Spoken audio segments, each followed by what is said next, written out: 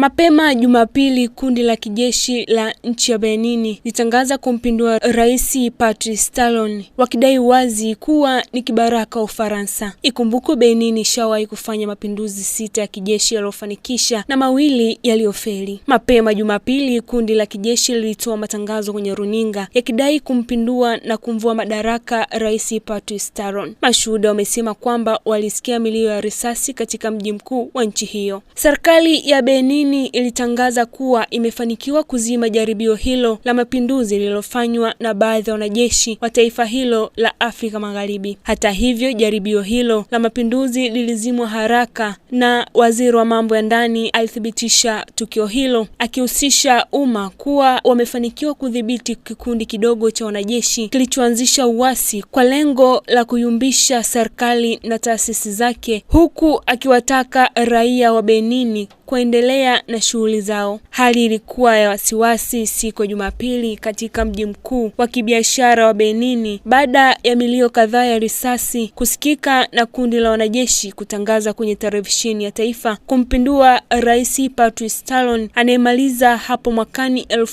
2026 huku muda wake wa miaka 10 madarakani. Wanajeshi hao walitangaza pia kuifunga mipaka ya nchi hiyo na kumteua Luteni Kanali Pascal Tagri kuwa rais wa kile walichokiita tume ya mageuzi. Baadaye Rais Patrice Talon alihutubia taifa na kuhakikisha kuwa hali imedhibitiwa kikamilifu na kwamba usalama na utulivu vinashuhudiwa katika eneo lote la nchi hiyo. Aidha, Rais Talon aliwapongeza wanajeshi waliofanikiwa kuzima jaribio hilo la mapinduzi. Kulingana na vyanzo vya jeshi, wanajeshi 13 walikamatwa wakiwemo waliohusika na tukio hilo. Hata hivyo, kueleza iwapo kiongozi wa waasi hao Lieutenant Kanali alikuwa miongoni mwa waliokamatwa. Umoja wa Afrika umelaani vikali jaribio hilo la mapinduzi ya kijeshi nchini humo. Mwenyekiti wa Umoja wa Afrika Mahmoud Ali Yusuf alikemea vitendo vyote visivyo halali na kuwataka wanajeshi wote kurejea kwa haraka kwenye kambi zao na kuendelea na majukumu yao. Benin ni nchi ndogo ya Afrika Magharibi yenye ukuaji imara wa kiuchumi, lakini inaokumbwa na vurugu za makundi ya kigaidi katika eneo lake la kaskazini kama ilivyo kwa mataifa mengine ya eneo hilo. Pia mataifa mengi ya Afrika Magharibi yanakabiliwa na ukosefu wa utulivu wa kisiasa tangu mwanzoni mwa muongo huu, huku mapinduzi yakishuhudiwa nchini Mali, Burkina Faso, Niger, Guinea na hivi karibuni huko Guinea Bissau.